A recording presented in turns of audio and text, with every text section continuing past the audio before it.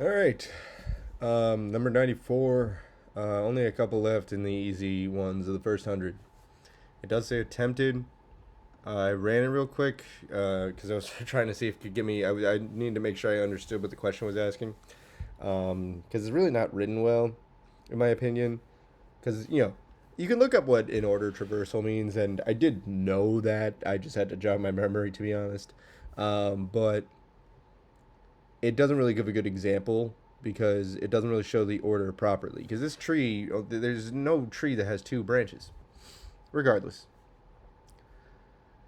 given the root of a binary tree, return the in-order traversal of its node's values. In-order traversal means from left to right. So, this isn't even a good example because it looks like the 1 and the 3 are in the same line, but really the 3 is more right than the 1 because this 2 should be far right. Should be, yeah, further right. Sorry, not further far right. That's redundant. All right. Regardless, let's try to do this fast. Let's start a timer. Okay, pow. So this is just recursion. It even kind of tells you to do recursion. Solution is trivial. Could you do it iteratively? No, I'm not going to try to follow up on this problem because this problem is not well written, in my opinion. So we can just add arrays, right, to like stitch them together. Yeah, so it'd just be return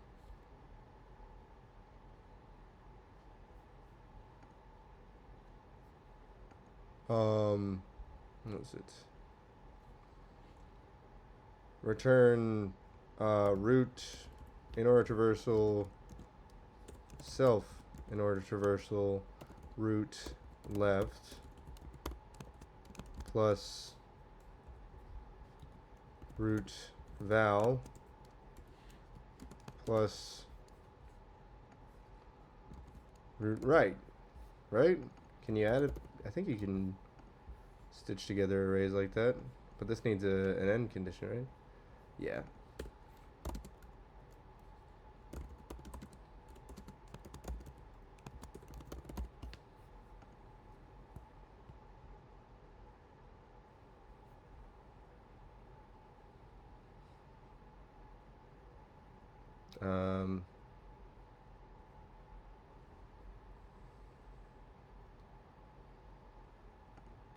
Return an empty array.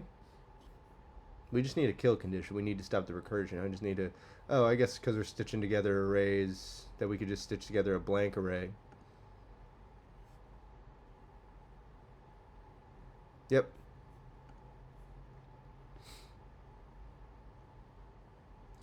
Alright, that works. Works good for memory, so I'm going to ignore the runtime.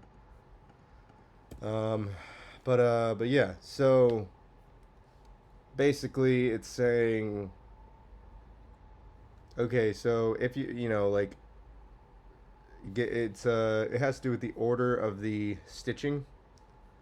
So we stitch together the left.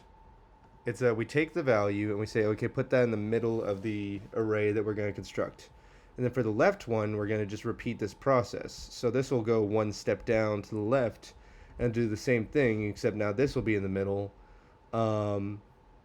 And it'll keep going down. And as it goes down, it stitches tinier and tinier arrays until it eventually reaches the end of it where it returns a blank array and stitches that together. But that stops the recursion. Anyway, you get it. Maybe you don't. I don't know. Let me know if you have any questions. Let me know if I'm being silly.